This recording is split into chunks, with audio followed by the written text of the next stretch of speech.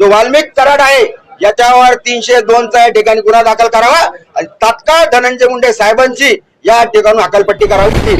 अजितदादांना आम्ही आज या ठिकाणी निवेदन दिलं आणि निवेदन देऊन त्यांना या ठिकाणी मागणी केली की तात्काळ या धनंजय मुंडेंची या ठिकाणून तुम्ही हकालपट्टी करावी।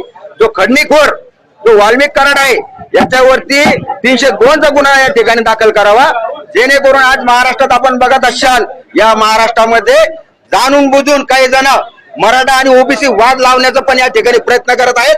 आणि आज आमचा देशमुख संतोष देशमुख आमचा जवळचा एक भाऊ गेलेला आहे मराठा समाजाचा, तरी अजितदादांना आम्ही या ठिकाणी निवेदन देऊन सांगितलं की तात्काळ तुम्ही जर या ठिकाणी धनंजय मुंडे यांची या ठिकाणी हकालपट्टी जर केली तर ठीक आहे, नसता येणाऱ्या काळामध्ये मराठा क्रांती ठोक मोर्चा राष्ट्रवादीच्या एकाही आमदाराला, एकाही मंत्र्याला आणि एकाही खासदाराला या ठिकाणी महाराष्ट्रात फिरून येणार नाही। अजितदादांनी या ठिकाणी सांगितलं, कालच मी या राज्याचे मुख्यमंत्री आणि गृहमंत्री देवेंद्र फडणवीस साहेब यांची या ठिकाणी भेट घेतली आणि त्याच्यासोबत या ठिकाणी चर्चा केलेली आहे।